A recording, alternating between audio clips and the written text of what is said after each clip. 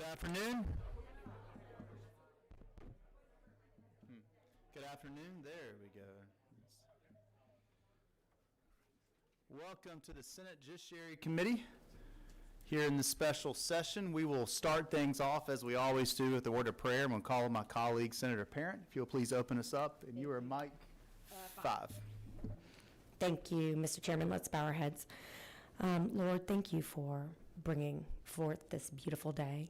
Thank you for allowing all of us legislators and these members of the public to gather to do the work of government. Please watch over us as we consider new legislation for our citizens, and let us follow our motto, wisdom, justice, moderation. Thank you. Thank you. Amen. What about courage?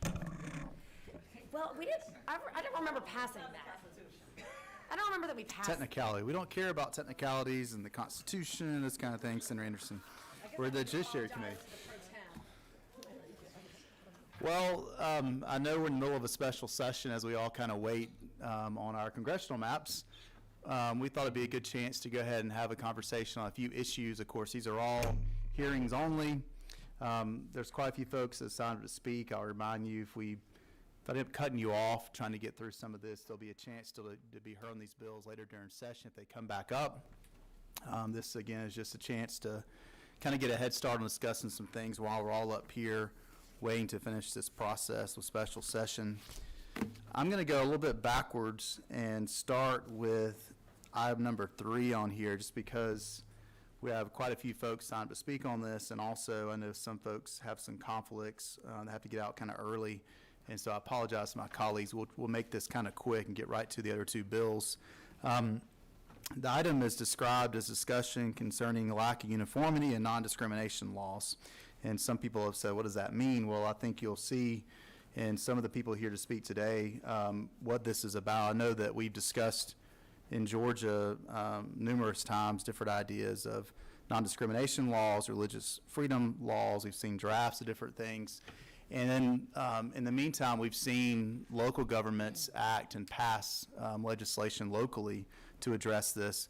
And so while we have the time, I thought it'd be good if we just had a discussion about what's happening around our state in the event there are bills that are filed on these issues coming forward as we go into session. So with that, I'm going to start at the top of the list with Mr. Jerry Weber.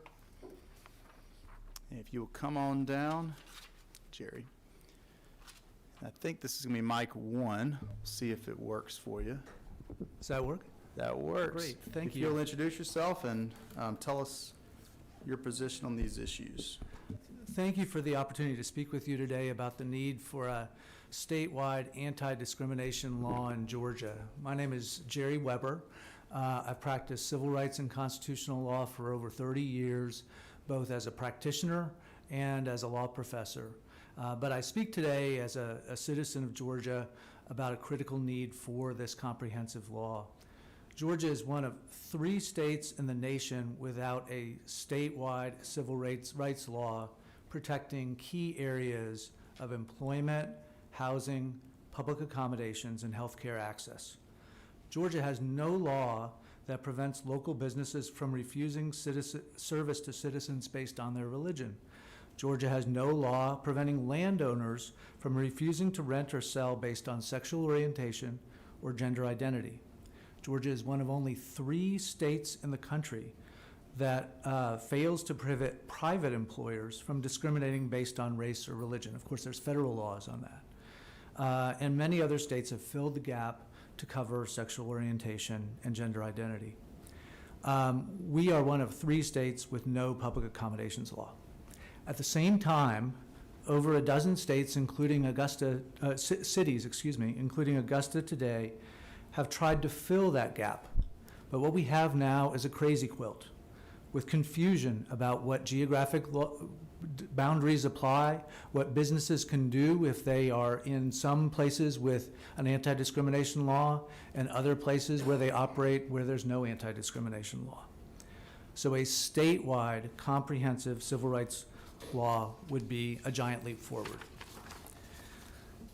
House Bill 19 and similar legislation from other states provide at least an illustrative framework for a start, And other states have had these laws for a long, long time, sometimes for decades, and they can guide us in what has worked and what has not. Some provisions would track federal law, but would fill gaps. Others would create new law that would ensure that protections cover all categories of persons that are subject to discrimination. Jeff Graham, who will be speaking shortly, will present our report that we did that covers a lot of the areas and a lot of the myths about these laws. And as our report reflects, discrimination and harassment based upon your race, gender, sexual orientation are common occurrences in Georgia. But the common ground should always be that no one has a license to discriminate in the essentials of life: employment, housing, and access to goods and services. As the survey that we will present references, 79% of Georgians believe that discrimination in employment based on sexual orientation and gender discrimination should be illegal. 79%. I'm just about done. Thank you for the time. Our report also addresses detractors' claims that litigation will spiral. That has not happened in all the other 47 states, and our report addresses that. Our report addresses detractors' claims that religious liberty is at risk, and we will go through the case law in that report. Existing federal laws have proved to be a more than adequate protection for religion while prohibiting discrimination. And I will say that right now, I am doing a case of religious discrimination about a right to perform a baptism in a jail, so I know of what I speak. The Supreme Court has held that churches cannot be sued for employment discrimination based on religious views, on one side. But the Supreme Court has, and other courts have also held that there is no religious exemption to child abuse laws. They have struck this balance. They have done it, and it has worked. A comprehensive civil rights law is the right thing. All Georgians should be able to live, work, go to a doctor, eat in a restaurant without being a target of discrimination. But it's also the smart thing. Georgia remains a right to work state, of course, but studies have estimated that the economic benefit of this kind of a law, according to the Metro Atlanta Chamber of Commerce and others, are billions of dollars for Georgia. Hundreds of thousands of jobs. You need only look at tourism or the film industry as a starting point, but it goes well beyond that. A state that welcomes all attracts the best and the brightest. Georgia won't be breaking new ground. This is not breaking new ground at all. We are simply catching up to the 47 of 50 states that already have a law of this sort. So thank you for your time today, and I appreciate your attention. And I welcome any questions that you might have. I have a couple questions, and I'll open it up to the committee.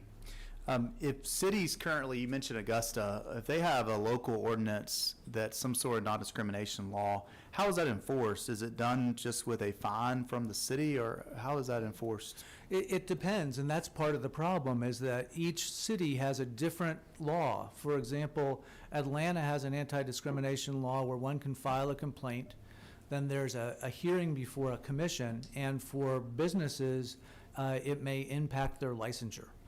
But other states or other cities may have completely different ordinances, and they may cover completely different categories of persons. And so it really varies from ordinance to ordinance, and right now we have 13. We'll certainly have more. And that's why a lot of these other states ultimately went to a statewide model. Just imagine if we had 40 different ordinances covering different categories, having different processes. How would a business possibly comply with that, especially if it's a business that's spread across the state?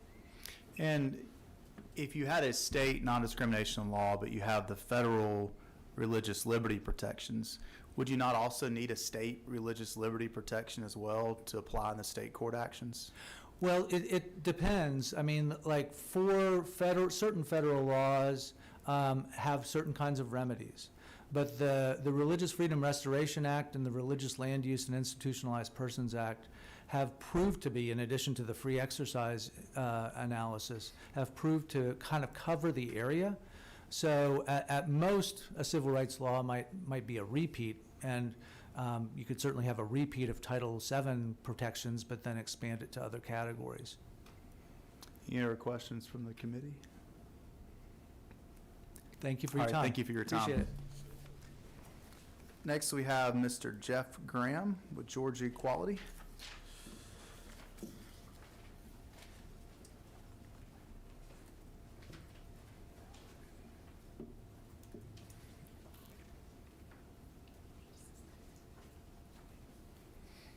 Thank you.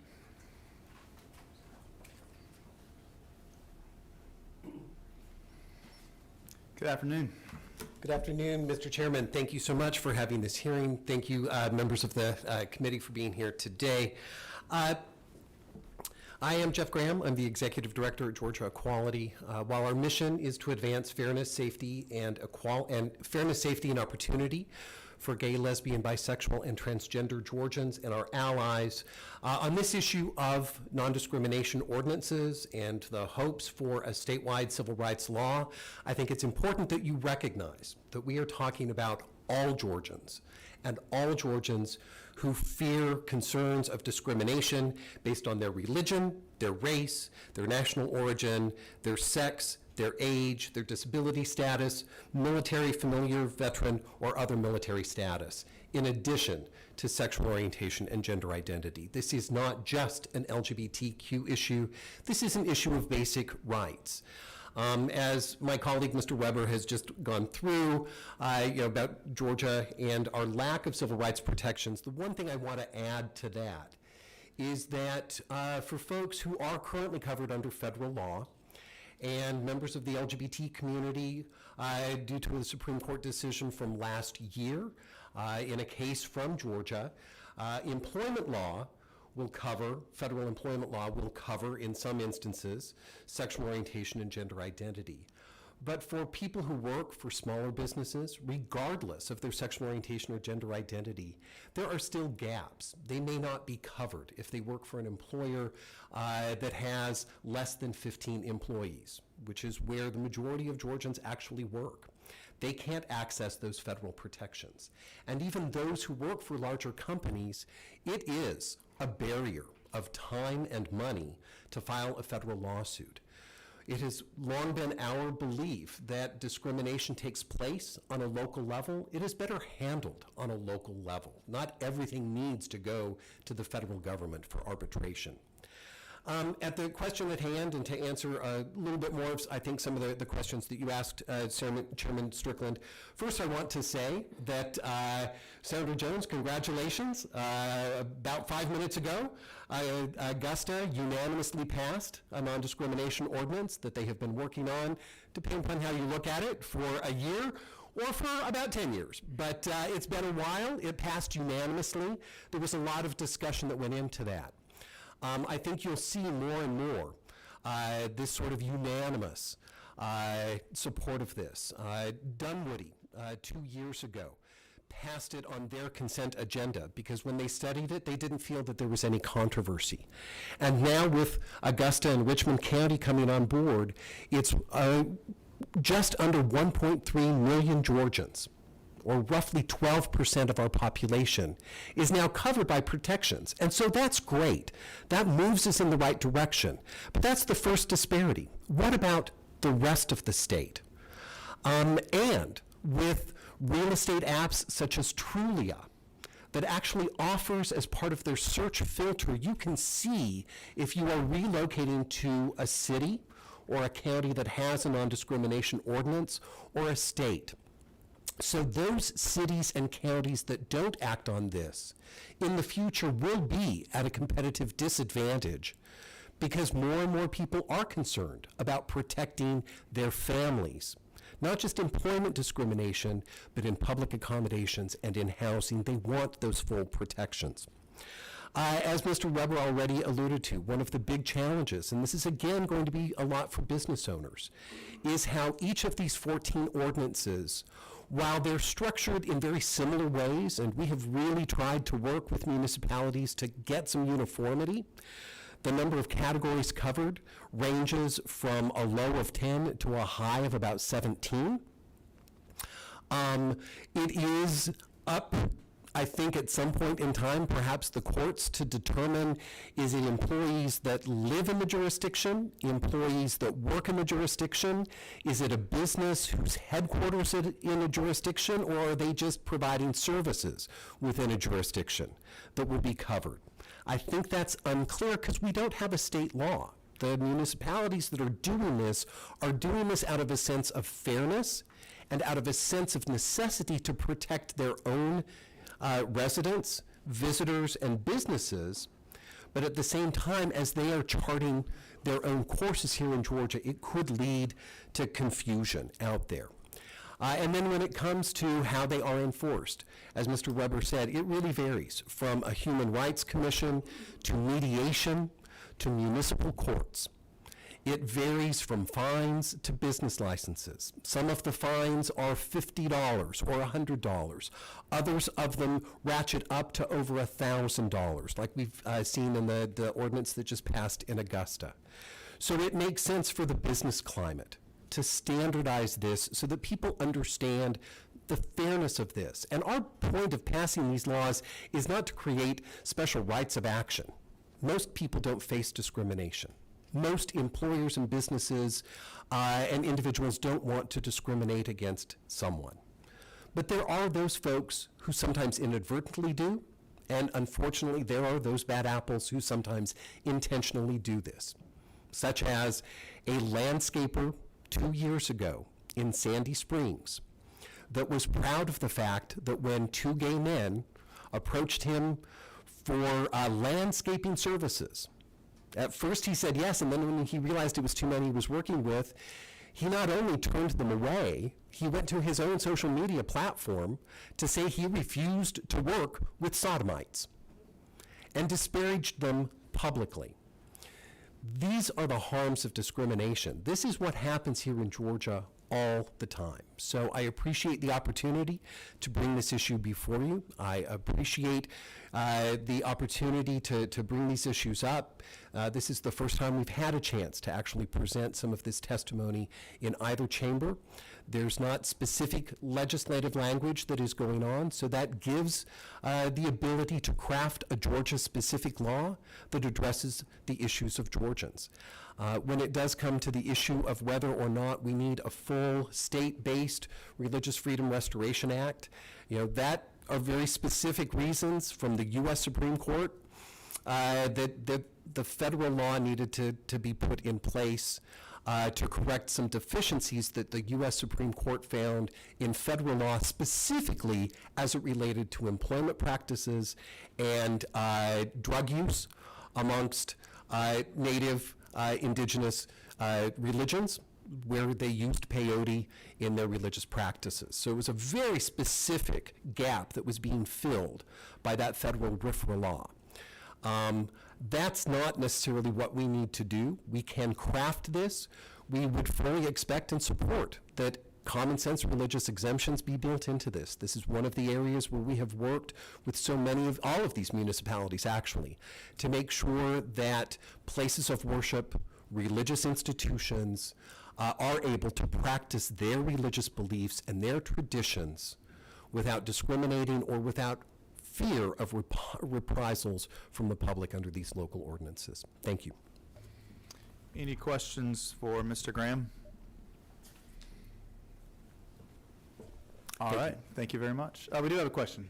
Senator Jones? Yeah, I just had one question, because you had mentioned about the fact that some of the localities protect employees from 10 to 17, correct? So That's the categories that are enumerated. Okay, Sometimes so it's 10, sometimes it's up to 17. with the federal law being 15 employees, what would the state law look like?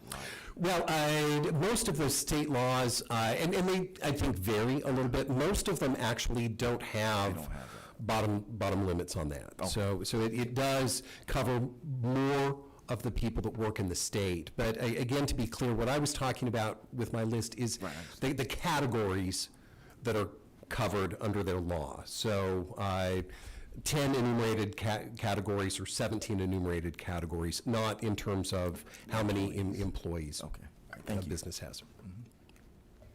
Any other questions from the committee? All right, thank you very much. Next on the list is Reverend William Flippin. And is ELCA, Elka? Yes. Okay, come on up. Yes, yes. Good afternoon. Good afternoon. How are you? Chairman Strickland. Hey. Wonderful.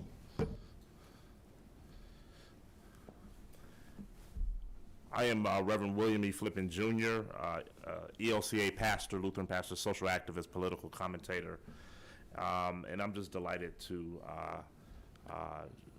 provide a statement to Chairman Strickland, to the senators, colleagues. Thank you for allowing me to speak on today. I am so pleased to see that the committee is taking up civil rights legislation as a priority.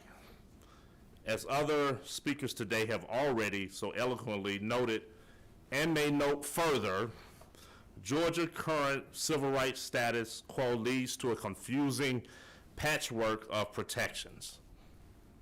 It is sad to know that Georgia, Atlanta, the city too busy to hate, that Georgia is one of 3 in the United States of America that's continuing to be browning and open to new ideas with that. But I believe that Georgians can feel confident to know that they will be treated with dignity and respect. As a faith leader, I want to hammer one specific idea. I have been here before. 5 years ago, RFRA, the Religious Freedom Restoration Act, I used to call it the Religious Freedom Discrimination Act, House Bill 757, a religious liberty bill that would have allowed faith-based organizations to refuse services to those whose practices conflicted with their religious beliefs. Now, I have served as second vice president of the Georgia NAACP, and I believe in protest. I am a Lutheran pastor, so Martin Luther's 95 Thesis instigated, in my opinion, both the Reformation and our modern democratic world. The protests of the Stamp Act of 1765 led to the creation of the United States. We can talk about protests on and on and on. December 1st, 1955, Rosa Parks refusing to set the impetus, set the catalyst for the civil rights movement. But you know what? As a faith leader, I realize that it really is simple. Love your God with all thy heart, with all thy mind, and love your neighbor as yourself. And once we do that, we can know that RFRA has led to political disasters in other states, including Indiana and North Carolina. And several years ago, Georgia was fortunate to have the leadership of Governor Nathan Deal to veto this discriminatory legislation, mainly because of the corporate pressure that would have taken place. But we are here to give warning that the moral arc of the universe bends and will continue to bend toward justice. But to help that along the way, we have to reach to our government leaders. We have to reach to our communities individually, collectively, across the state, and make sure that we pass a comprehensive civil rights legislations. Silence on these issues are dangerous, but also a contradiction of the ideals I believe most Georgians are all about. I hope, and I'm even confident, that this committee will pass on any proposals like RFRA. Religion should be protected, class under any potential civil rights bill, but RFRA-style bills are more likely to cause harm than help, and simply not worth the trouble. Thank you. Any questions? Thank you. Any questions from the committee? All right. Thank you. Thank you, Reverend.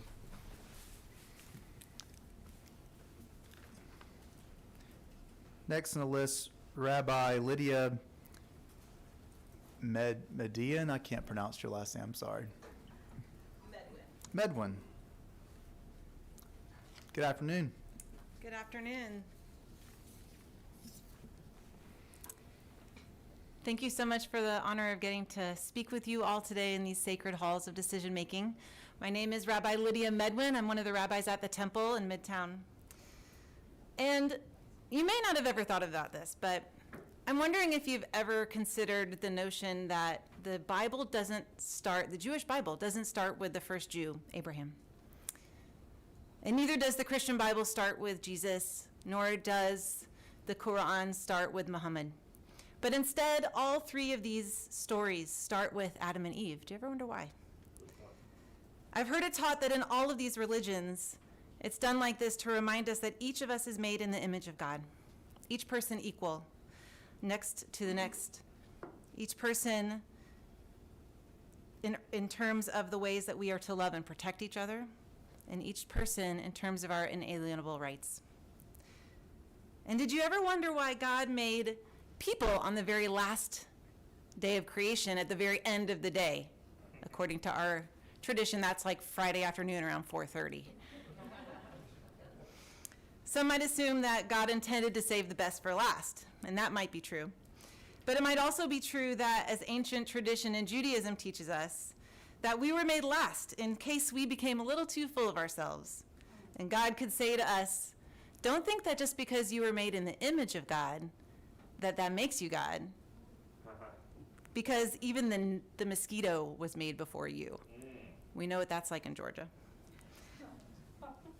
We are all made in God's image and therefore have inalienable rights. But those rights have limitations. When they begin to hurt others, God comes to remind us of our order in the place of things and of the sacredness of life and safety. As a Jewish clergy person, I believe freedom of religion is one of our most fundamental and essential rights as Americans. That's why I'm so very grateful it's already protected at the federal level in the First Amendment. But religious freedom, like all freedom, has its limitations. It does not give any of us the right to harm or exclude others. The best of religion challenges us to imagine behind every single face we see the eyes of God looking out. Can we imagine, even unintentionally, allowing for someone to turn God away from a job or a business or an intended family or worse? We are concerned to hear about the ways in which our state has been forced to sort of patchwork its way into a solution to make sure that every single Georgian is protected. This patchwork approach is confusing and leaves basic civil rights up to the jurisprudence of every single district. Not only is it bad for business and bad for the public's perception of the kind of state we live in, all of those points are attested to much better by my colleagues who've already spoken. But in my mind, they also fly in the face of the most fundamental religious inclinations, the sacredness of life. When we allow discrimination to exist, we've created an environment that leaves people vulnerable to further violence and pain. We send a message that one person's freedom is more important than someone else's life. We must come together and pass a comprehensive Civil Rights Act that protects all Georgians. These rights cannot be left to the individual localities to decide, but must be true everywhere and for every Georgian. Let's seek a way to protect our LGBT community, those with differing abilities, and all of those who have historically faced discrimination, so we can get on with the business of focusing on more pressing issues that will help make Georgia the place for opportunity and prosperity and for peace. Thank you. Thank you. Any questions from the committee? Thank you, Rabbi. Appreciate it. We have three others on this issue. For some reason, this was not what you intended to testify about. I'm assuming you'll tell me that when I call upon you. David Garcia. Yeah, I think you're after. It's David Garcia. Yeah, come on down. You're coming up.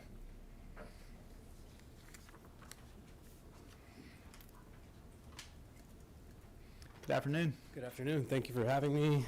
I'm David Garcia, and I work for a nonprofit organization named the Galileo Impact Fund, and we advocate for the Latino community throughout the state of Georgia. And I want to talk to you today about how a statewide civil rights law in Georgia would protect and strengthen the state's economy and the populations that have fueled its growth. Over the last decade, Georgia's population grew by 10%, and the state's Hispanic population grew by 31%. The Hispanic population increased by double digits in 11 of Metro Atlanta's counties, and the growth of the Latino community has been fueled by the business environment in the state. And Georgia has been listed as an excellent place to do business by numerous entities consecutively for many years. In a nutshell, state legislation that discriminates on the basis of race, religion, sex, gender, or sexual orientation is simply bad business. To give you an example, the estimated economic fallout from the passage of discriminatory bills in Georgia would range from $1 to $2 billion, according to the Metro Atlanta Chamber and the Atlanta Convention and Visitors Bureau. The report before you outlines 5 characteristics of the state's economy where any negative economic impact would be proportionally larger, one of which is the film industry.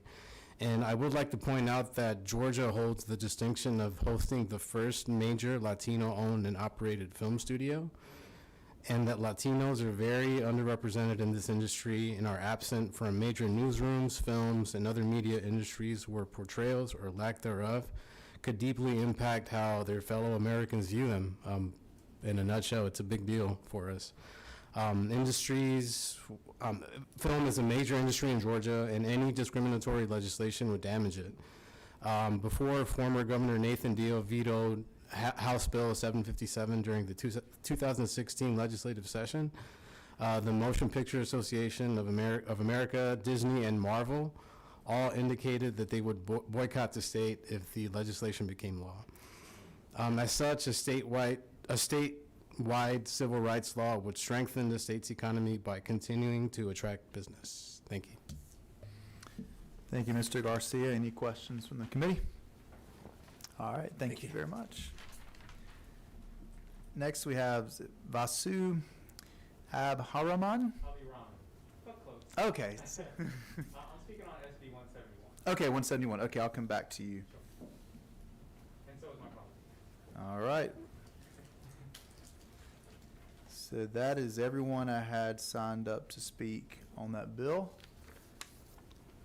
Well, on that issue, so you don't have a bill on that yet. Next, we'll move on back to the agenda to Senate Bill 171. And I will call on Senator Robertson to come down. And as some of y'all may recall, we heard this bill, I think on that long day at the end of session, one of those long days. And there wasn't a lot of time left for you, to be fair, at that hearing, but you did present the bill at the time. And I'm going to turn it over to you, but it'd be helpful in your comments if you highlight the changes that you've made since that time. I know you've worked on this bill, taking in some of the concerns that you've heard, trying to perfect the legislation in what we call the off-season that I guess we're still in. So if you can highlight some of that as well in your presentation. Thank you, Mr. Chair. And we did hear the bill, as you stated. But so just to be fair to everyone on the committee, I'm working off LC 490621S, as in Sierra. So everybody has it, should be in your folder. Okay.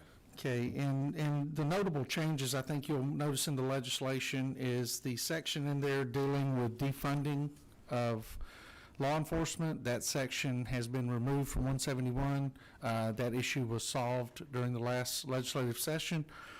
There was another session as ensuring due process and availability of legal protection through payroll deduction for first responders. That was also removed because that issue was considered and passed in a separate piece of legislation during last session also. And with those being removed, primarily the bill stayed close to the same, with also something that when the initial legislation was first brought out, and I want to make exactly sure that I'm reading off the correct, because there was a concern, there was a section in there related to state employment for individuals who may have been arrested and convicted of violations of law under this legislation as far as employment as a state employee. And I believe we also, early in the process, last session, also removed that section. So with those gone, what you have in LC 490621S are the things in there, what exists today and make up SB 171. And I would love to point out that I think probably the most important right that we are given as Americans, one of the earlier speakers brought it up, is that right to protest and that right to assemble and to go out. And as an individual who has had the opportunity on many occasions to gather with the groups that I supported and get the proper permits and go out and picket or assemble in public spaces, whether they were in Columbus, Georgia, Newnan, Georgia, and other places, I do not take lightly the right that we have to assemble and to peacefully speak to government leaders and those in public to ensure that they understand their actions are, in many cases, things that we do not approve of and we do not support. So when this legislation was first brought forward last year, and as the author of this legislation, I take full responsibility for that, there was some miscommunication as to what the intent of the legislation was. And what the intent of this legislation is fairly simple. It is to protect peaceful and lawful assembly. What it is to push back against is unlawful assembly, violent assembly, and situations where citizens who may want to come out and exercise their rights are not intimidated or pushed back or infiltrated by individuals who are there to disrupt their right to peacefully assemble. I think we've seen examples of that. Individuals claiming they have a right to assemble and state their cases. We've seen it in the summers of 2020 throughout the United States, and the most recent example was at our nation's capital last January, when individuals thinking they had the right to make their case through what they considered was their right to assemble, is when our United States Capitol was assaulted. Public safety officers were assaulted and injured, which some of those injuries led to directly and indirectly to the death of law enforcement officers and to the death of at least one protester. But this right that we hold has to be protected from those who want to disrupt it, whether by preventing the individual from coming out there and peacefully assemble to start with, or by groups whose intent never is to peacefully assemble, but to come out and be disruptive and assault the government because they feel this is covered by those rights, which we saw here in Atlanta when less than 100 yards from here, our Georgia Department of Public Safety building, which at the time contained unarmed dispatchers and unarmed cadets, was vandalized, assaulted, and damaged, and requiring the state employees inside that building to barricade themselves until help could get there. And I believe that once that entire situation was neutralized, one single individual was arrested, even though there were many, many more participants than that. But the purpose of this is to ensure that our community leadership is protecting the rights of all citizens to peacefully assemble and to exercise their rights under the First Amendment related to assembly. Our city leaders must encourage compliance with all existing laws and hold persons accountable for violating those laws. Our leadership in our municipalities and throughout the state of Georgia must take positive and consistent action to keep citizens safe. And I think we've seen throughout our country during these disruptions, whether they were in Washington, D.C., whether they were in Seattle or here in Atlanta, that many times city leaders have failed to do that job, especially when it comes to acts of violence and intimidation as well as disruption of essential services. We have seen here in our state capital, ambulances being prevented from getting to the scenes of shootings involving children and innocent citizens, and law enforcement being told to stand down while chaos runs up and down the streets, destroying businesses that many Georgia citizens have invested their life savings into building. And once it is all over and all the damage is done, currently these individuals feel they have no way of recouping the damages caused to them and their businesses because city governments tend to hide under the immunity granted to them, even though the failure to do the job that the taxpayers pay them to do was made consciously. So what I'm attempting to do here is to make sure that we have a reliable process for groups who want to demonstrate, picket, hold a parade, meet, do whatever they want to do to get their either positive or negative message out to the government, no matter what that message is, that they have a right to do that in a safe environment, and that their relationship with the government is made stronger. And many of these processes that I've asked for in this bill are processes that were used in the city that I served in, Columbus, for many years, when for probably 15 to 18 years, over 20,000 individual citizens would show up from around the United States to protest at the main gates of Fort Benning because of the training done there. We had great conversations with these individuals. We met with everybody involved, and even though each and every year there were some of those who chose to violate the law by damaging property or becoming violent, 98% of the individuals coming there were protected. Our public safety was protected, and the infrastructure of our city was protected by the cooperation and the processes established for these individuals to come and exercise those rights. So, Mr. Chair, again, thank you for the opportunity. I got the substitute out as quickly as I could with Legislative Counsel. The individual who worked on it previously for me is no longer with Legislative Counsel, so it took a couple of days for me to get that done.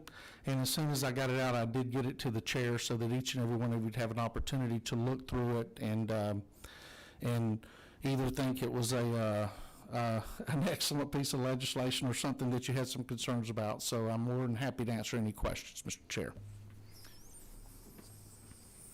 One question that I have, can you address what you've done with the bill to make sure that what I'll call an innocent protester, someone that's out there following the laws, goes out to do what we celebrate in our country and express their opinion on the issue the only way that they know how, to publicly protest. Things get out of hand, a group of bad actors start violating the law, whether that be shutting down an interstate or destroying property, yet they're there with them. How do we make sure that just being there and not participating doesn't get them caught up in committing a felony?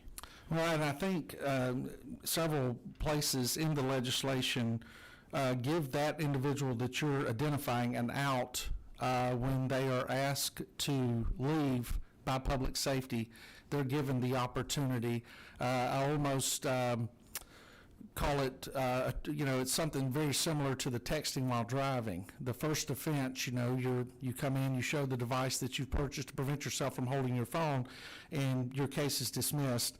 And in this same situation, where usually public safety resources are far outnumbered by those out conducting the unlawful protest, if you will, or assembly, law enforcement, the training that they do, I know here in the state of Georgia, their first action is to ask individuals to disperse and to move along.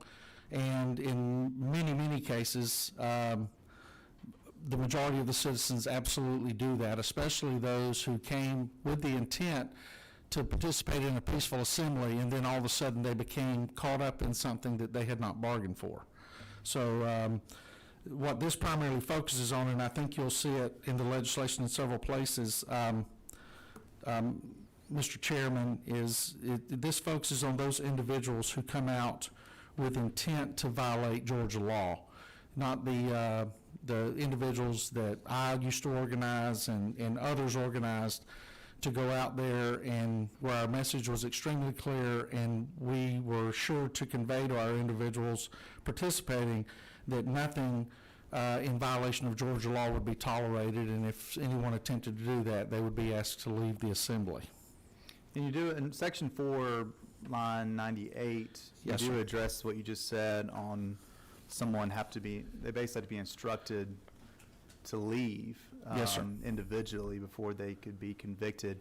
And then I guess the other question in section 3, looking at first off lines 73 through 75 and then looking at lines 76 to 77, is it your intent that the individual charge is the one that would actually be threatening to alter the lifestyle or quality of life of the threatened person, and also would be the individual that actually commits the violence? Is that your intent, that they individually would have to have committed that offense and not just been a part of a group that was collectively doing that? That's true, exactly. In most Georgia law, even though, the attorneys on the panel understand, party to a crime does extend over into certain things, but in cases like this, it's the individual actions that are judged by, because the individual would be charged themselves. And, you make a good point about the reasonable direction of a law enforcement officer telling someone to leave. In many cases, what this does not articulate is a specific instruction to leave. When the officer comes up and says, hey, everybody needs to get out of the road, or everybody needs to move to a safer place, that general instruction right there conveys what needs to be said so as not to confuse the participant and show clearly to the public safety officer that the individual is complying with the instructions. All right, questions from the committee? Senator Rhett. Thank you, Mr. Chairman, and thank you, Senator, from the 29th. I just have one question. From a layperson perspective, and I'm a layperson, y'all, do we currently have state statutes that, if enforced, would address most of the issues that you're talking about? Most of the issues are not, most of the state laws that we currently have are not specifically related to mass assemblies. Most of them are related to individual processes where the chairman spoke of, if you had the random individual that would walk into a business or something and give what today would be identified as a terroristic threat.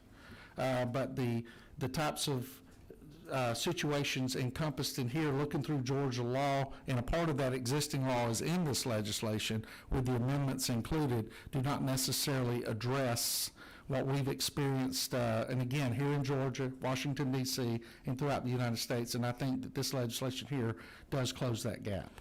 But if a police officer asks you to move along and you don't, then doesn't he or she already have the ability to arrest you by not following simple instructions? Well, in these situations like this, where we're dealing with assemblies of 3 or more individuals, the situation is much more fluid, and writing it with the reasonable, what we're doing is we're not holding the officer to a particular standard so that he or she can't come back and say, hey, I told everybody to leave, and these 4 people did leave and these other 3 did not. What you're talking about is, in some situations, and in rare situations, would an officer ever approach an individual and ask them to move along?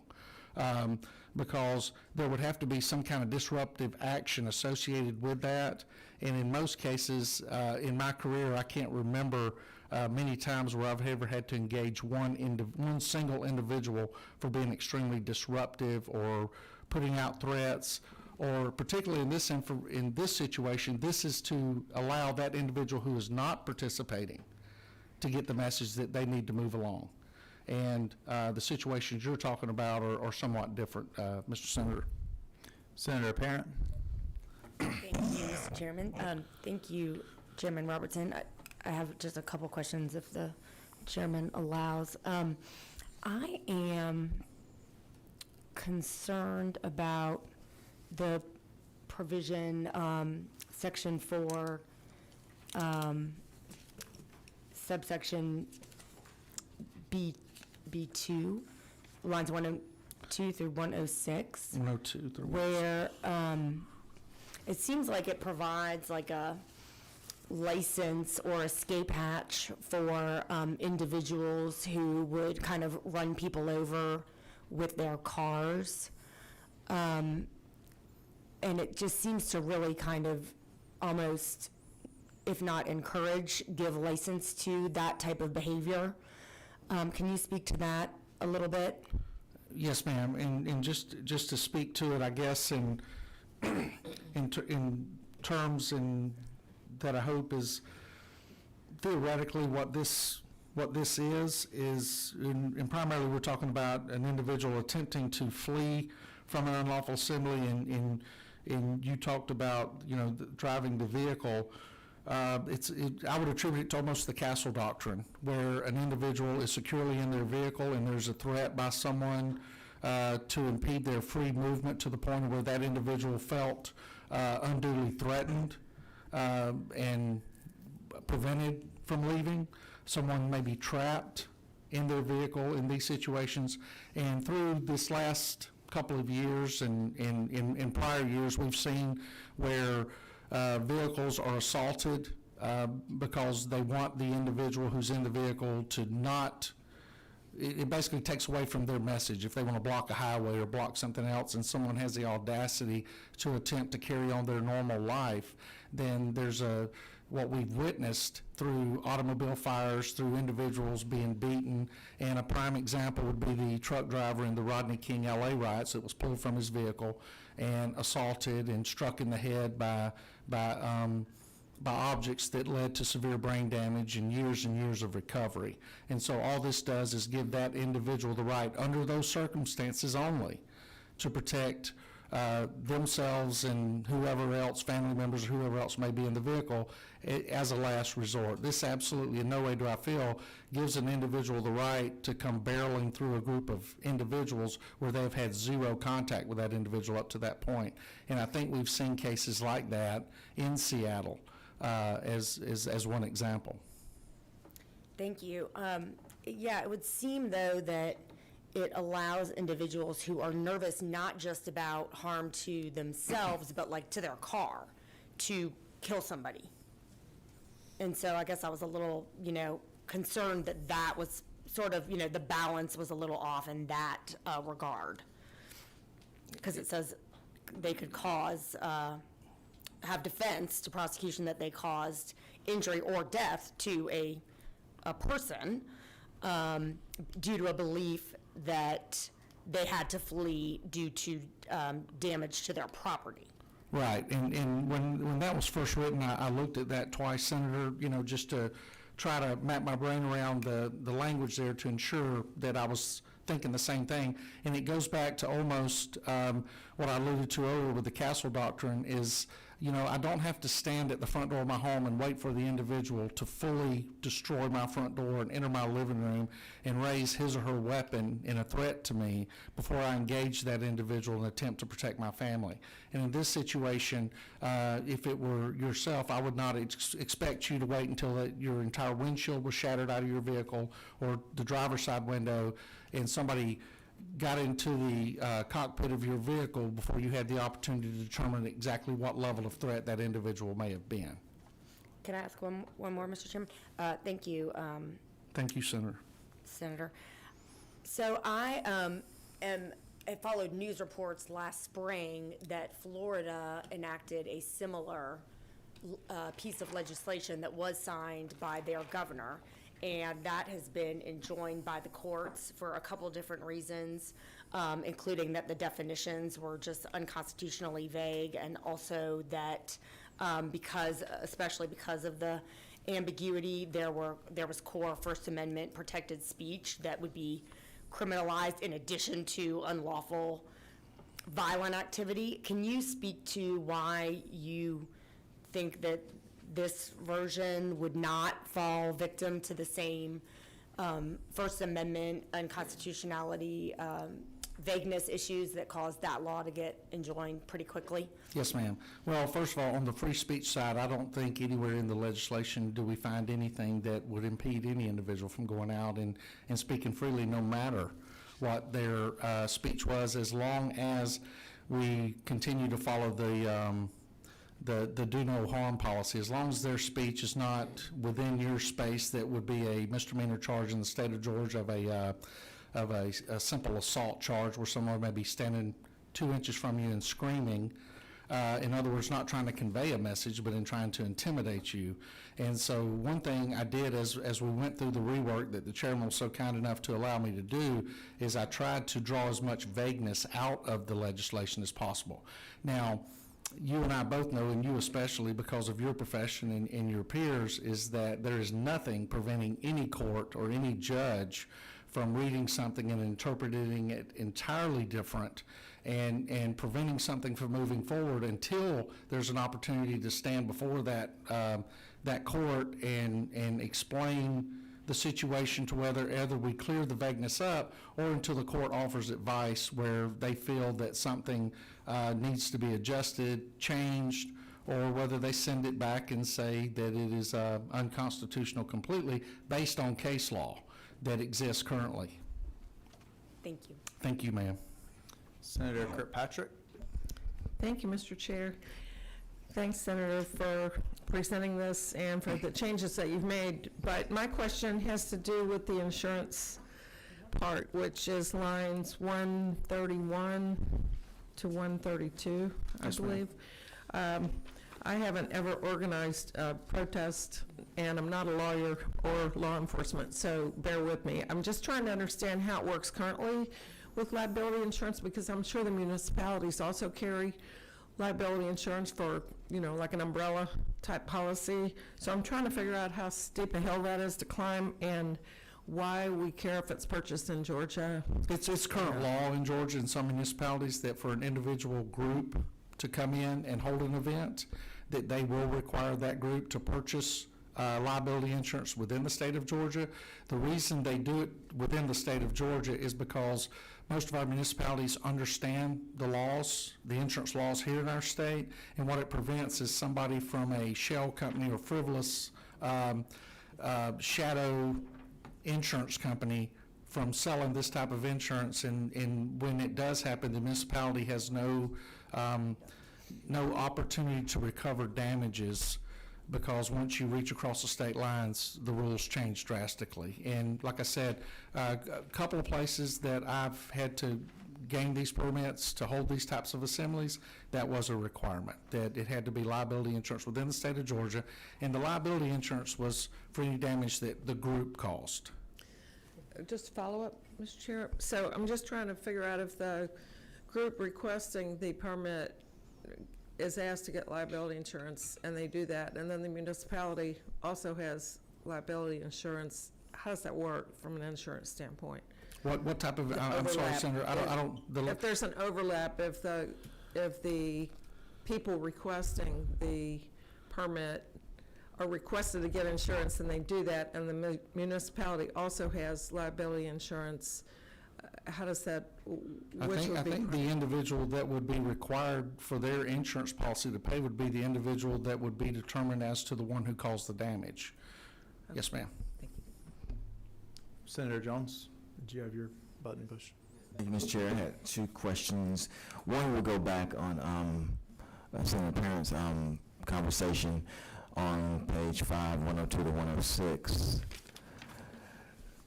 And I guess the example that she was also using would be, could a person just like slap the hood of someone's car, and then if they then ran a person over, they would have their affirmative defense? No, sir, that's not the intent. Okay, right. So now I think it would be. So would we not? Would you want to put in there that you're trying to prevent or terminate an attack that involves deadly force? Well, and I think what we would do, and I appreciate that, but I think what we run into is we get to the definition of deadly force. And what we're asking someone to do at some point is while I agree with you, we have to be sure that we give the innocent involved in the situation the ability to articulate exactly what that deadly force might have been. And, if someone, if you and I were standing in the road and Senator Kirkpatrick come pulling up in her vehicle, and we started beating on the hood of her vehicle, I think it would be more than just us beating on the hood of her vehicle that put her in the state where she felt that her life was being threatened, and that she needed to punch the gas and go forward, or put it in reverse and attempt to back up, or whatever she needed to do to get out of that situation. But again, I think that would be one of those situations where, based on the articulation of the individual who took those actions as to how the court would interpret, as far as, I drive a large pickup truck, and if somebody could get high enough up on my truck to hit on the hood of my truck, I don't think that I would be that intimidated myself. And so if I attempted to take that action, I think it would be very difficult for me to convince a court that I felt that I was threatened and was thereby justified in that action. Okay. Still going on that, one more Yes. follow-up on that, because you said to convince a court that you were threatened. And when I say threatened, Senator Jones, I think, if I'm threatened to the point to where I felt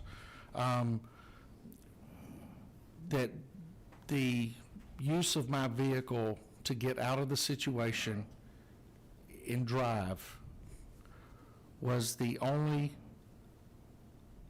tool available to me to prevent injury to myself, to my wife, or to my child, based on what I interpreted the potential actions of the individual. If the individual jumps up on the hood of my truck and he or she are beating on it with their hands, it's one thing. If they jump up on the hood of my truck and they have an iron pipe in their hand and they're beating on my truck, and I interpret them to their intent to be to climb up on the hood of my truck and shatter my windshield based on the totality of the circumstances that I'm witnessing, I think that I would probably come to a different conclusion in that situation than the first one. Okay.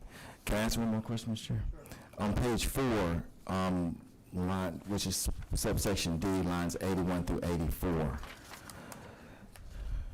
Can you tell me who would that apply to? What governing authority would that apply to? I think it would belong to the governing authority based on the actions carried out. If it were a sheriff's office, then the governing authority would be the county government.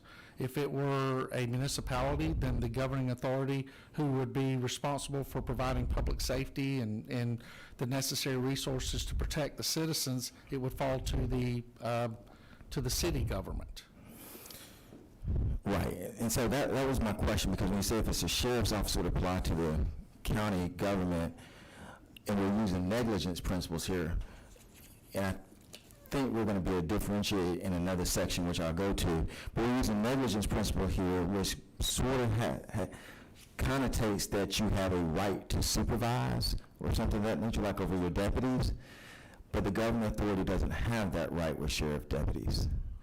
So why would they be implicated in this? Well, it's if the defense were to fall back on training, funding, something of that, there would be the opportunity. And what this does not do, it would, I wouldn't think, and I think, I know what you do, and you have a very good understanding of this, is that some of that responsibility would fall back on the sheriff in that case. But in many of these situations, based on why the individuals were not placed out there, whether the sheriff told someone during an assembly that had the potential to become extremely violent if he did not put them out there, because 2 budgets ago he asked for particular pieces of equipment that to be used in these situations, and the county government, who has control over the sheriff's budget, did not provide that equipment, and by the sheriff not having that equipment, therefore he could not provide the protection for his officers and the individual citizens necessary, then it would open up the opportunity. But again, gross negligence, I think that standard is high, because it would have to show some intent to be negligent. It would not be just a passive negligence, as opposed to unintentionally running a red light and causing an accident, as opposed to the individual who may go out with the intent to run every red light in town that day and leading to injuries to somebody. One would be just basic negligence, and the other, in my interpretation, would be gross negligence. So I think that standard, they would have to show that the failure of the sheriff caused by the failure of the county could reach that standard of gross negligence. Or if so, in some way the county government hindered the sheriff from deploying the individuals he needed. That's correct. And that's what I'm trying to get to, if I can go over to page 6, line 138. Where you have the governing authority of the county municipality that intentionally obstructs. Whether I agree with this whole concept or not, that to me fits what you're talking about. Yes, sir.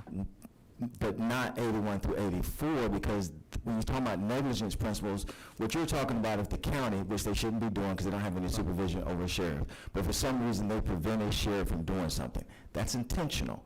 They would be the person to go after.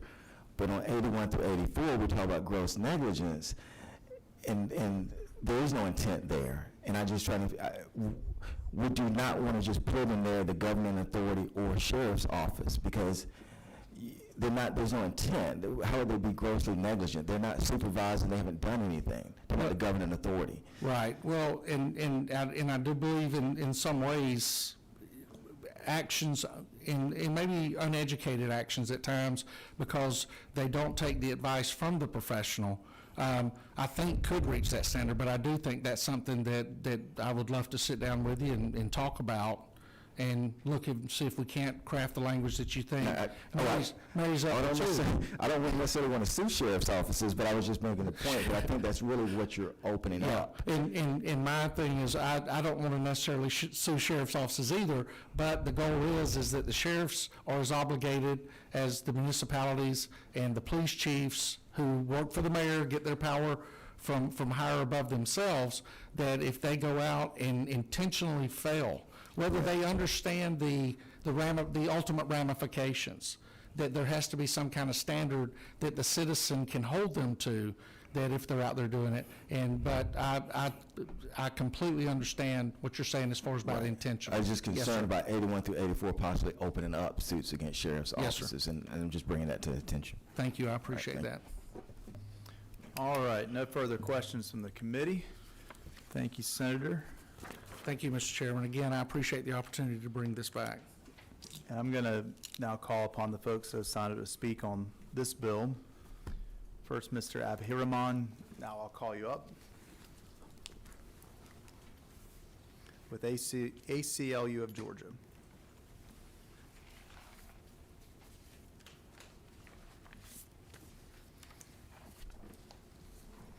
Thank you, Sheriff Strickland, esteemed members of the committee. My colleague Andres will be following me. The way it's going to work is I'm going to speak about the policy implications of the bill, and then he's going to speak about the core constitutional issues within the bill. My name is Vasu Abhiraman, Senior Policy Counsel with the ACLU of Georgia. We defend the civil liberties of each and every Georgian. And of course, since 1920, the ACLU has an esteemed history of defending First Amendment rights. I would argue that goes back to our modern understanding of First Amendment rights. Terms we take for granted now, like the marketplace of ideas, they don't go back to 1776 or 1787. They go back to about 100 years ago, and we've been in this fight since then, protecting the right to First Amendment speech and First Amendment demonstration. In Georgia, we have to acknowledge that this is the birthplace of Martin Luther King Jr., and many of the actions that led to a better world, the fate of the United States, lies largely within actions that happened within Georgia and the right to protest. If I may offer a framework for reviewing a bill like this, a rebuttable presumption should exist towards First Amendment assembly, and anything that may chill the right to that assembly should be, only taken with evidence beyond a reasonable doubt that it's absolutely required. And we don't believe that the language in this bill is required. In fact, we believe that the language in this bill is harmful. And I want to focus on the word incentive with that. We believe that this bill, and not the intent of this bill, especially the intent that was just expressed by Chair Robertson. In fact, we share that intent to protect peaceable assembly. But have to evaluate the language in this bill itself. So where are the incentives? Folks have already brought up lines 102 through 106. We would call that the James Fields head or hire incentive. No one wants to go back to August 12th, 2017. And unfortunately, this bill and this provision almost seems like it's written in order to evoke that situation. There are a lot of protections within the law, and I know many lawyers sit on this committee for folks to act if they have a reasonable belief that they will suffer death or bodily harm. Many of the examples that were given seem like they would be covered under current law. If a court finds that you acted reasonably in order to prevent yourself from suffering bodily harm or death, your actions are justified. Why is this language needed? Why is what James Fields did and was convicted for, why does that seem to be evoked by this provision? Second, we've talked about municipalities. Municipalities are between a rock and a hard place here. And some of these provisions combine to establish a system that we believe would have municipalities acting against their best judgment and escalate possible non-peaceful assembly, cracking down, ensuring that they aren't not only held liable, but sued. The incentives go further than, for example, avoiding gross negligence. They go towards avoiding any lawsuit established for that cause of action. And as municipalities, which have certain budgets for defending themselves against a suit like this, as they establish their standard operating procedure, we are very concerned that that standard operating procedure will be anti-First Amendment, anti-peaceable assembly. And finally, we wanted to talk about the incentive for folks to volunteer on behalf of the municipality in order to perhaps execute the municipality's desire to not be held liable under this bill.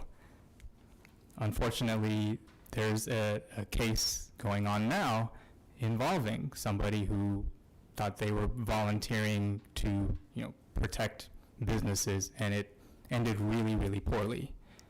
And we can all see that. Do we want to invite more actions like that into our communities in Georgia, the cradle of the civil rights movement? I believe in order to effectuate a true respect for the civil rights movement and for what the First Amendment has meant in Georgia, the policies and the incentives in this bill just are not called for. And again, I'll be followed by my colleague who will speak more to some of the legal issues involved. And at this time, I'll yield for any questions. I have one question. What you said there at the end, talking about you could incentivize people to kind of take it into their own hands, as we've seen other places.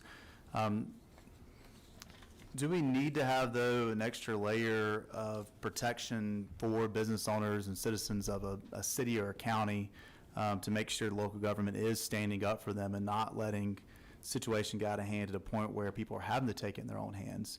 Isn't the reverse of that possibly true, that you need to have an extra incentive in the law for local governments to have a procedure where they don't let things get out of hand, as we saw an exit south of here last year, and you have people maybe at that point incentivize individuals to start standing up for their own business, standing up for their own selves? What about that?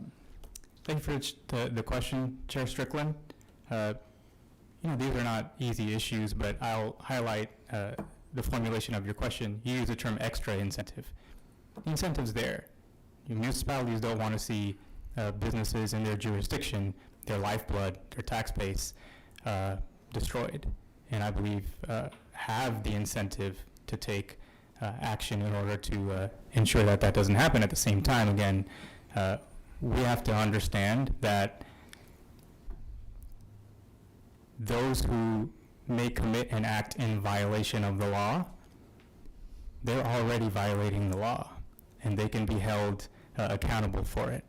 And if certain situations occur in which destruction of property, or of course worse, bodily harm suffered by human beings, absolutely more important. If situations occur, those actors should be held accountable, and perhaps should be held accountable in a way that deters that action from happening going forward. So again, I appreciate the question, Chair Strickland, and I think we have to be really careful with establishing the wrong incentives here. And one other question, I'll use something a little bit maybe more innocent in a sense. Protesters take over the interstate. Right now, it was said earlier, I think, by one of my colleagues that, you know, that person is told to leave the interstate. They're already committing a crime, right? They could be arrested now. Because of the importance of the First Amendment and the importance of the right to protest and to preserve that in our society, should it be any enhanced penalty for someone that gathers with a group and blocks an interstate? Should we have higher levels of offenses when somebody does that as part of a protest and takes a protest to another level versus the right now one person walks out there and does that? Should there be any difference? Does that make sense? I believe I understand the question. It sort of gets to that, you know, extra incentive, right? Same Where thing. if you don't want people to do something, can we add something extra to Right. keep them from doing it? You know, we believe that there's plenty right now that would keep them from doing it, or when they do it, they're held accountable for exactly what they did.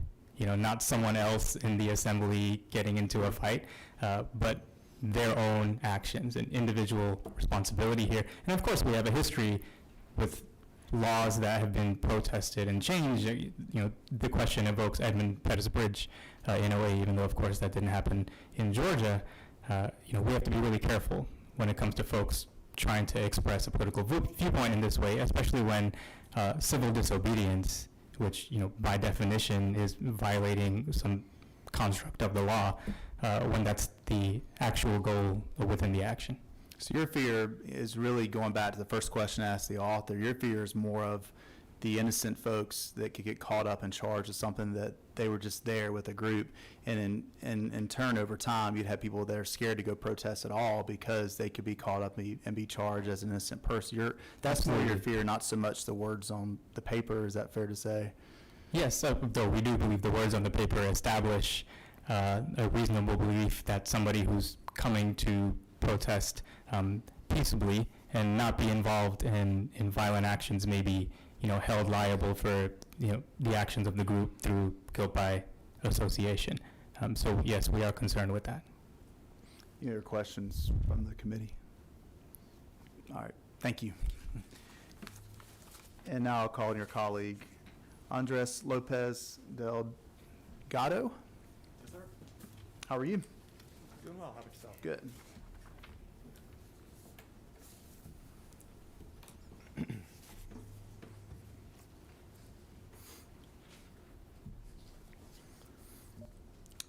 Thank you, Chair Strickland, and thank you, members of the committee, for the opportunity to speak today. My name is Andres Lopez Delgado, and I'm a staff attorney with the ACLU of Georgia. I'd like to use my time today to talk specifically about some of our First Amendment concerns with the recently introduced substitute to SB 171.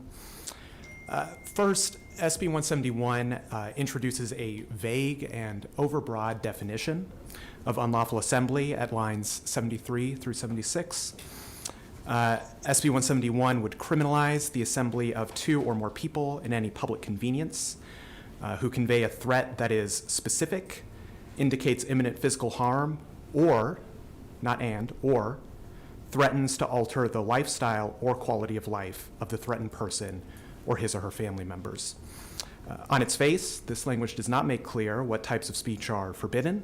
The phrase alter the lifestyle or quality of life is particularly vague, and it's easy to come up with examples of such threats that do not involve threats of imminent physical harm.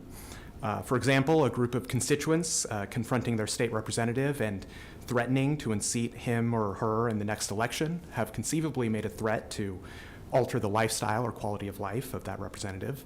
But they have also engaged in political speech that's at the core of our First Amendment protections. We are deeply concerned that were it to pass, SB 171 could and would be used to stifle a broad range of constitutionally protected speech. Second, SB 171 would require all Georgia counties and municipalities to create a universal permitting process for all protests on public property. And this is at lines 118 to 136 of the substitute bill. Where the government tries to restrict speech before it happens, courts have placed a high bar on constitutionality. Generally, permitting requirements for protests on public property pass constitutional muster only if they are narrowly tailored to serve significant government interests in things like controlling traffic or controlling noise in residential neighborhoods, managing large crowds. But as written, SB 171 would require permits for all protests, regardless of their size or their potential for disruption of public safety. For example, two friends planning to stand silently on the sidewalk in front of the State House with pro-life signs could very well have to apply for a permit were SB 171 to pass, and might even have to purchase liability insurance. We are very concerned about this sweeping prior restraint on lawful protest. Third, and finally, we are generally concerned for some of the reasons that my colleague expressed about the chilling effect that SB 171 could have on protected speech and protest. SB 171 ratchets up criminal penalties across the board at lines 73 through 75, as discussed for unlawful assembly, 28 through 30 for simple battery, 76 to 80 for violence during an unlawful assembly, 95 to 101 for highway obstruction, 158 to 165 for defacing public monuments.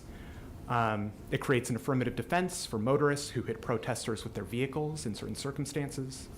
It incentivizes municipalities to crack down on protests or be civilly liable if they don't. And it potentially immunizes private individuals and organizations who are on the scene volunteering for counties and municipalities in crowd control. Taken individually and altogether, these provisions send a clear message to Georgians that they exercise their protected First Amendment rights at their own peril. I strongly urge this committee to safeguard our First Amendment rights and rethink the passage of SB 171. Thank you, and I yield for questions. Any questions from the committee? All right. Thank you very much.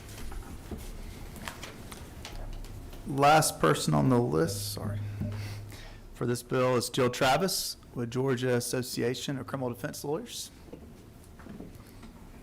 You gonna throw me off and sit at the other mic? Oh, yeah. Oh, I already turned it on for you. You know, it's so, this room is so weird. That column is column especially here. weird looking at everybody out there. It's so nice to see you all. It's been a while. I know you're tired of the day, and I'm not going to take much time because everybody said such wonderful things. Words on paper matter. We know that. Was I supposed to introduce myself? The thousands watch, tens of thousands around the state because we're not in prime time, just tens of thousands. You may want to say who you are for them.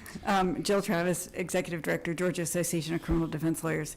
Mr. Chairman, you raised some really good questions about the innocent persons that, you know, like your friends are going and then you decide to go and then you get caught up in it. And the problem is party to a crime exists. It's not in this bill. It's in 16.3 or 16.4 of the code. So they do get caught up in it. And even though the examples that Senator Robertson raised were really good, sounded good, it's not the words that are on the paper. And so those people could get caught up into it. Senator Rett, you had excellent questions about, is this covered by current law? And I think we could be able, the Georgia Association of Criminal Defense Lawyers will be able to give you some answers to that because much of this is covered by current law. And Senator Parent, your questions with regard to the problems that are caused by those lines 102 to 106 are spot on, and we appreciate your concern for that. And Senator Kirkpatrick, with regard to the insurance purchase, we do understand the need for Georgia insurance, but the whole idea of the insurance and to the last speaker's point about the innocent protests for just very small situations could be problematic. And I liked, you guys asked really great questions and have really good concerns. And what we'll do is we're going to follow up with you guys in a memo to more fully tell you our concerns with regard to the bill. Could also suggest, if you want, you don't have to do this, of course, but that you suggest some changes to Senator Robertson, even if he says no, that would address some of those things, even if you still are against the bill, that would make it better. Same thing with y'all as well, the other folks that spoke. That's always helpful, and historically, I know you've done that before on bills, Jill, and made bills better, even if you still are ultimately against the bill. Little things like addressing the party to crime language, if there's something we can do, or the permitting, whether it applies to every protest, something to make the bill better, I'd suggest sending that to Senator Robertson and see if he's willing to take some of those things into consideration. Absolutely, and I should have said that first. Of course, we'll go to the senator. You know, the enforcement issue is in the hands of law enforcement and the prosecuting attorneys. And so, I mean, that's one of the things that's always difficult. It's easy to say, well, they're not going to prosecute that. But ultimately, somebody human makes that decision. And although that may not be the intent of you all sitting here, it's not necessarily what filters down to the courtrooms and the tickets that are issued. Does anybody have any questions for Ms. Travis? All right, thank you. Thank you. That's everyone that signed up to speak on Senate Bill 171. Thank you, Senator Robertson. We'll continue the conversation. Thank you, Mr. Chair. Thank you, committee. All right, that brings us to Senate Bill 257. Senator Anderson, thank you for your patience. Don't give me that look. Well, the great senator from Rockdale and Newton, a little bit DeKalb too. DeKalb, doesn't count. Rockdale and Newton counties that I share. You're going to sit up. Thank you, Scott. Now I'm going to make you switch. The floor is yours. Good afternoon, everyone, committee members, colleagues. Senate Bill 257, before I get into that, I want to just give a little bit of background so that you'll know where Senate Bill 257 is going. So last year, 2020, the Georgia General Assembly passed the historic bipartisan legislation around criminal justice reform to give Georgians a second chance. Before the passage Whose bill was that? I don't remember. Senate Bill 288. Oh, was that your bill? Of course. Oh, okay, thank you. Senate Bill 288, which was brought before this great committee with the help of the chairman and all of those who were on that committee to pass out of committee, and then, of course, unanimous support on the floor. So I want to say thank you for that. But prior to that, the passage of that bill, all convictions stayed on an individual's record forever. That created a lifetime of barriers to employment, housing, and various other opportunities. Senate Bill 288 specifically addresses the issue by allowing previously convicted individuals to petition the court to have certain misdemeanor convictions restricted and sealed 4 years after completion of their sentence. Granted, they have no new convictions or pending charges. Certain offenses will be excluded from this, including sex crimes, crimes against children, family violence, and DUI. Furthermore, the legislation provides significant liability protection for employers who engage in second chance hiring. Senate Bill 288 unlocked new opportunities for thousands of Georgians who want to work, rebuild their lives, provide a future for their families. However, once we saw that Senate Bill 288 opened the door for rehabilitation for Georgians, of course, we found some areas that needed to be cleaned up. We discovered that some misdemeanor theft convictions are not eligible for expungement. The pardon process takes roughly a year, and fewer than 500 are granted per year. But those who are granted pardons must start an entirely new process for expungement. Another loophole we found was that citation records cannot be sealed, even if all charges are dismissed. We wanted to add in here language from that was requested that human trafficking victims they have to wait 2 years before their records are sealed. Before I go any further into the explanation of Senate Bill 257, I want to invite my community friends, the Georgia Justice Project, to come and help expound on how Senate Bill 257 will make Senate Bill 288 better and the snowball effect of criminal justice reform. All right. Good afternoon. Thank Hi. you. Good afternoon. I'm Brenda Smeaton. I'm the legal director at Georgia Justice Project, and I'm here with my colleague Wade Askew, and he has some slides that he's gonna go ahead and hand out to folks. I don't know if we can get them. All right. Thank you, Andrew. So, Senator Anderson, we're grateful, obviously, for the opportunity to work closely with her on SB 288 and for this committee for moving it out. As she said, it's had a profound impact. This is the first time that Georgia did recognize rehabilitation for individuals that have had a conviction. And just to echo what Senator Anderson said, individuals in Georgia face countless barriers to reentry when they have a criminal record, even if it's just an arrest that didn't lead to conviction, and certainly when it's a conviction. So in the interest of time, you've got the slides. I'm going to kind of go through these quickly and turn it over to Wade. But what I want to say is, we certainly talked about some very broad issues here today. And this isn't a fairly narrow bill, mostly cleanup with a couple of things that sort of streamline the process for individuals that have pardons. But it does have a profound impact on the lives of Georgians and on the ability of companies to hire the employers that they need. We've been working closely with employers on events, education events about the new liability protections and what they need to know about criminal records to increase their labor pool. And this is part of our Getting Georgians Back to Work campaign. We're also working on legislation to reduce barriers to getting your driver's license reinstated and barriers to occupational licensing for individuals that have a criminal record. So I'm going to go ahead and turn it over to Wade to just answer any specific questions about the details of the bill, and I will be available for any other questions.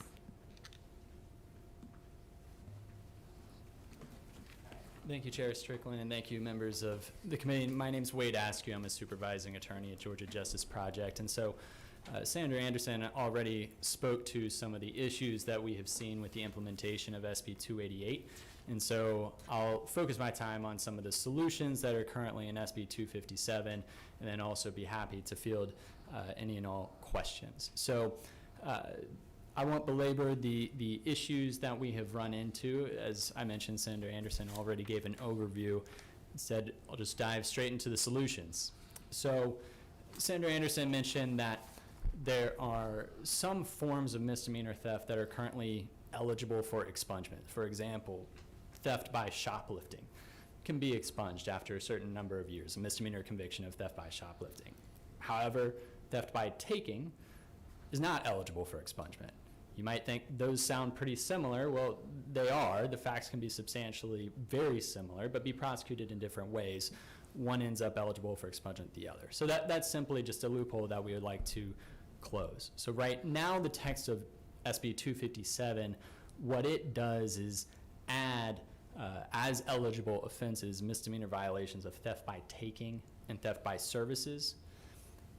What that kind of does is right now, generally misdemeanors are eligible for expungement with certain exceptions.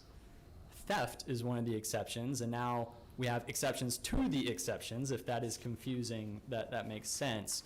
An alternative way of doing this is simply removing the general, the current prohibition on theft offense, misdemeanor theft offenses being eligible for expungement. That would be an alternative. But right now, the way it's written is two of the most common forms of misdemeanor theft are added to eligible theft offenses for expungement in this, which is different from other misdemeanor theft offenses, which are still not eligible for expungement. So I'm happy to answer questions on that. I know that is a bit of a nuance.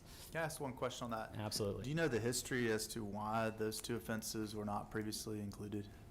As I was not here a year ago, I will yield to others who may have more perspective on So that that's just, we question. didn't include that in your bill. You didn't include that in your bill. No.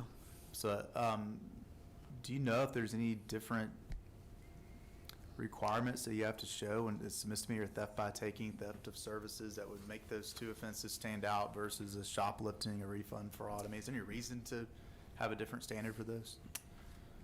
Not that I could personally come up with, and I have a full list of all misdemeanor theft offenses that we could speak to. Right now, we're speaking about 4 specific offenses. Two of the most common ineligible offenses are currently written into SB 257. Simply adding those 2 as eligible offenses would have a very significant impact for many, many Georgians. But there are other theft misdemeanor charges that we're not including at this time. That is true. And why is that? Is there a particular reason? Again, the other misdemeanor, the other misdemeanors that face a prohibition to expungement are things like DUI, family and child violence and abuse, those kinds of offenses. Theft was really the other major carve-out. And so, as I mentioned, if the committee decided, or if there was interest in the legislature to say, we'll just remove that carve-out, keep it to things like DUI, family, and offenses involving children and family, that would be one option. Another option is to, like I said, continue adding in these very common low-level misdemeanor theft offenses that don't involve a violence to be eligible for expungement, which is what SB 257 currently does. I guess, go ahead. I was Senator Kirkpatrick. gonna give input on that. Yeah. When we were working to, not we, we meaning the Georgia Justice Project, was working to help individuals through the process. That's when it was discovered. So it wasn't that we just didn't realize that it wasn't included as they were helping individuals go through the process. So there's no real reason why it wasn't included, other than we didn't realize that it wasn't. If I could just add one thing, since I was around with the negotiations, you're fine, Wade. Yeah. Just, Come on up to the mic in case we are. sorry about that. There was a lot of concern, this bill went through a lot of twists and turns before we came over to the Senate, and there was a lot of concern about extorting, embezzling from employers, from some committee members, and so that was a lot of the rationale that went behind that. Of course, that's usually going to be a felony, and there's a whole different process for felony expungement. So we have a sort of nonsensical process right now that if you had a felony theft charge, you could get a pardon for it and potentially get it restricted and sealed, expunged. But if you had a misdemeanor theft charge in any of these categories that we talked about, you can't. Senator Kirkpatrick. Just a couple questions as a non-lawyer. Just clear up that DUI is not part of this conversation, right? No, the other exceptions, sorry. Okay. Yeah, the other exceptions remain DUI, crimes against children, sex crimes, those stay as they are. And then we passed a bill last year on porch piracy, but I'm pretty sure we made that a felony, so I just want to be sure we're not going to mess that up. I did look at the porch piracy statute the other day, and it is generally a felony. I think it can be sentenced as a misdemeanor at the discretion of the judge. So, right, it depends on kind of the cumulative nature of it. I guess you made the point. One of the concerns you get sometimes in bills like this is the right of a potential employer to know things about somebody they're hiring. And I guess if you want to speak to that, and are we going too far by? Well, it doesn't, on the surface, make sense how we've drawn the line now, but Sure. Should we go further with this? Is there any concern about somebody not knowing the record of somebody that they're going to hire and put in a position of trust if they have a background in theft? Sure. Well, one thing to be aware of is that this is always discretionary, the way the law is laid out now. So the prosecutor has an opportunity to object if the facts are particularly egregious or if the person has a long history, and also it's ultimately up to the judge.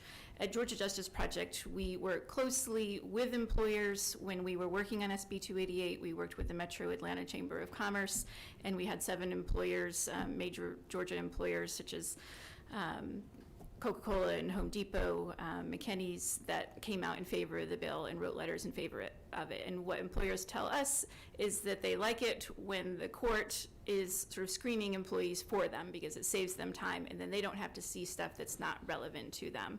There's good research that says if you go a number of years without getting into trouble, again, that your likelihood of getting into trouble is even lower than it might be for a person that doesn't have any criminal history. So definitely the waiting periods give that time for the person to desist from committing crimes.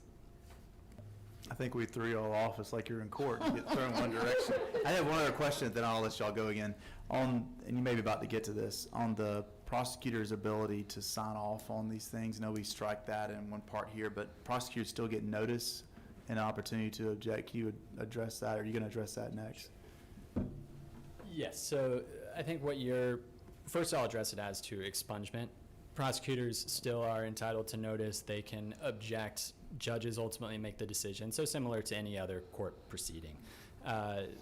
What you're referring to is retroactive first offender, which is not SB 288. It's not expungement. I'll get into that nuance. First, I want to kind of cover so we keep it in the SB 288 expungement universe, and then we'll focus in on that question. So we've covered really the most complicated of the SB 257 cleanup portions, which is this theft loophole. Again, as written, it is pretty straightforward. Adding two of the most common forms of misdemeanor theft to the misdemeanor forms of theft that are currently eligible for expungement. That's all SB 257 currently does, and we're happy to discuss potential alternatives should there be interest. The second thing that SB 257 does is provide for automatic restriction of pardoned offenses. So Senator Anderson spoke to a moment ago that those who do obtain a pardon in the state of Georgia have already gone through a very intensive process. So the pardon process requires an application, interviews, a full vetting by a state board. At the end of that process, about 500 individuals a year are actually granted a pardon. If I'm one of those 500, if I now want to apply for expungement, I start over, essentially. I apply for the court with a fresh petition for expungement. And so what this would do would simply streamline that process to say, if I've received a pardon, then that goes hand in hand with restriction of my record. Once I have my record restricted, I can then ask the court to seal the record so that the public, if a member of the public walked up to the courthouse and asked to see my file, then it would be under seal. So that is what the second provision here does. Third would be this issue with those who have had their offense vacated due to their status as a survivor of human trafficking. So for a little bit of context around this provision, right now, if I was convicted of an offense that was the result of me having been trafficked at the time, then I can go back and retroactively say, hey, the only reason I was convicted is because I was being forced into that situation or as a direct result of the fact that I was a victim of trafficking. There's in our SB 288, that statute that it touched that talks about restriction and sealing, what we call expungement, there's a separate provision that says those who have had their records vacated have to wait for 2 years before they can restrict their records. The intent of that was never to touch people who have been impacted by trafficking. That was a provision that preexisted the trafficking law and touched people who had records vacated for other reasons unrelated to trafficking. So what this would do would simply give full effect to the intent of the trafficking law to say if my record is vacated due to it being the result of me being trafficked, I can immediately ask the court to seal that record. That's all that is doing. The next issue here is allowing for the sealing of citation records. Without getting into too many technicalities right now, suffice to say, in Georgia, we have three kind of general levels of criminal offenses. We have felonies, we have misdemeanors, and then beneath misdemeanors, we have citations. If I were cited for an offense, even if offense was dismissed, I actually cannot get that sealed. That's simply a loophole in the law right now that we would like to close. That my citation can be sealed the same as my misdemeanor can be sealed, and the same as my pardoned felony can be sealed. And then finally, number 5 here is this retroactive first offender issue, Mr. Chair, that you referenced earlier. So retroactive first offender is a different form of relief than expungement or restriction and sealing, what's covered by SB 288. Retroactive first offender is actually something different. First offender treatment is essentially a form of diversion, where if at the time I'm being charged with an offense, I can request first offender treatment. If I successfully complete a first offender program, then I have no conviction at the end of my case. Retroactive first offender is a form of relief that dates back several years that allows for people who were never informed about the existence of first offender, who would have been eligible at the time that they were charged, to say, let's go back in time and retroactively allow me to have this first offender treatment. It's still, a judge has to sign off on this. It's at a judge's discretion whether to grant retroactive first offender treatment, and prosecutors can object to this. They can say, we don't think this would be appropriate in this situation for whatever reasons may exist. Right now, the law requires, though, for someone to even get into the courthouse to have that hearing where a prosecutor can object, a judge makes their considerations. A petitioner first has to actually get permission from the prosecutor, the local prosecutor, to even file their petition for retroactive first offender. So all this provision would do is to say a petitioner can get into the courthouse. The prosecutor can still object. It's still in the judge's discretion whether to grant the relief or not, but the person can get into the courthouse. So those are the fixes. Again, each of these are, I know, a bit nuanced. Some of them are hyper-technical, but they're significant loopholes that we've seen and significant small fixes that impact a lot of Georgians on the ground. And so I'm happy to, again, answer questions about any of these 5 items on what this bill does and does not do. I have one question on item number 4, looking at lines 38 through 42. Make sure I understand this.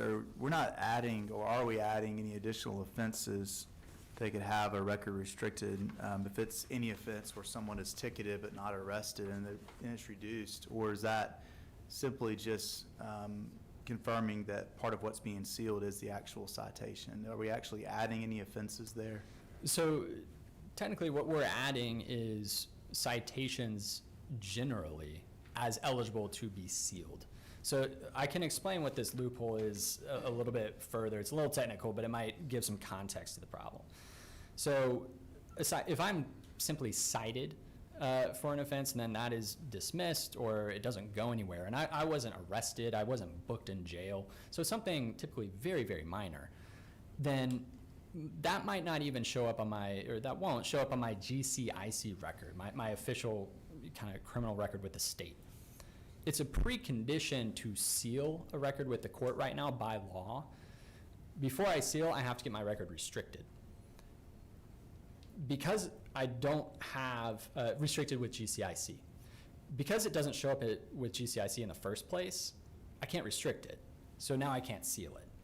So it truly is this kind of loophole where it's something that's so minor that I can't restrict it because it's not there in the first place. And then that prevents me from going and sealing it. If someone got a ticket for a DUI, for some reason they were not arrested, and that case was reduced down to a city court charge. When I first started practicing law, I was thrown to city court as a public defender. I'd seen some of this stuff. Maybe where they weren't arrested, they probably were arrested in that situation. Mm-hmm. Would they then be able to have the original DUI citation sealed because they were never What was that? arrested or charged subsequently on that? So in your situation, the person was cited for DUI but not arrested. Right. And then it was reduced down. We can check back on that and get notes to you for that specific situation.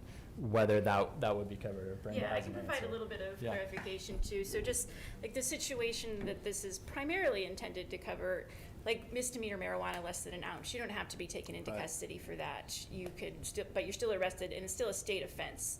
So this says if that's later dismissed, you can get that off, you can get that sealed, you can get it restricted and sealed. So that's the primary situation that we're talking about. Senator Kirkpatrick. Thank you, Mr. Chairman. I'm just trying to understand about citations that might be issued for something that could harm someone else. And DUI is one example, but there are others, I'm sure, reckless driving and people driving more than 35 miles an hour over the speed limit, that type of thing. How does that fit into this? So typically, those are actually misdemeanors. So you can be arrested for those things. You can be charged criminally. Even if you were simply cited, again, of that type of offense that could have an impact on someone else, that is a citation, still kind of almost by definition, it would still be considered by the legislature, by law, to be more minor than a misdemeanor. So it's not, yep. Sorry. Just one clarification. What we're talking about here is things that don't result in a conviction. So even if you were cited for DUI and you were arrested, if you were convicted, you're not going to be eligible for expungement. So we're trying to deal with situations that did not result in a conviction through these citations. Right. But if it was reduced to a local ordinance violation, you were convicted of that, it would apply to the original ticket, right? That's already covered in the statute, so that's not something we're trying to change. That actually changed in SB 288. If it's reduced to an ordinance violation, which isn't considered a criminal conviction under Georgia law, you can get that restricted. So that would deal with my DUI scenario. If they were charged with something like that, then they're already covered under SB 288 anyway. Yeah. They should have been arrested, right, regardless in my scenario, but I'm just throwing out as an extreme example. Yeah, no change there. Right. Sorry for the back and forth. And I guess to answer Senator Kirkpatrick's point, if it's a misdemeanor, I don't know why you would just get a ticket for this, misdemeanor family violence charge, it would have to be completely null pros dismissed. Exactly. I mean, you're not talking about a situation where that would just be sealed. Exactly. They pled to something else. Exactly. And thank you to Brenda for that that clarification, that if someone was ultimately convicted, that's already, there's no change in the law there. This is only for those situations where maybe I was charged with a misdemeanor and it was dropped, and then that was dropped or dismissed, or I was found not guilty, or what have you. Any other questions from the committee? Were we as tough as they told you we'd be, or? I know it's your first Whole time lot on the tough. committee. What else can I come up with? No. All right. So, We do have another question. Okay. Were you finished? well, we were just going to touch, I'll just touch very, very briefly on kind of looking forward outside of SB 257 of some potential solutions for the future.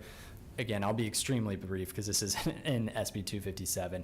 The first is, right now, we've already talked about, if I have a felony record, I have to go through a pardon process to, again, be eligible to get into the courthouse to apply for expungement, which would then still be at the discretion of a judge.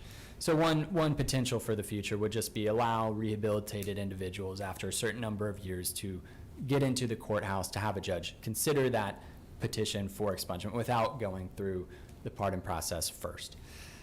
Second, kind of, again, solution for the future is clean slate. So nationwide, there's some movement on automatically restricting and sealing eligible charges after a certain amount of time, not requiring an affirmative petition process. We know that when an affirmative petition process is required, only about 6% of people actually eligible for the relief get that relief. There's a number of reasons for that.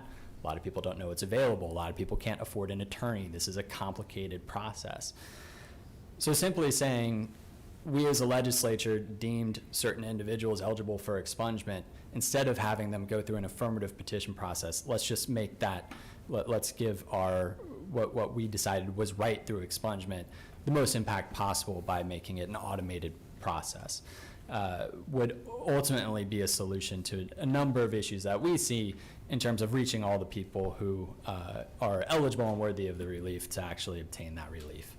Again, to be clear, these are not in SB 257. These are more longer-term things that we wanted to kind of put on your radar. All right, thank you. Any other questions this time? All right, thank you. Thank you. Any questions for Senator Anderson? Do you have anything else you're wanting to say? No. Okay, any questions for the author? All right, that's everyone that Thank you. signed up to speak. Senator Jones, do you have something you want? You sure? We have a few minutes before we hit the 2-hour mark, so. Well, thank you all so much. Thank you, Mr. Yeah. Chairman. With that, we'll be adjourned.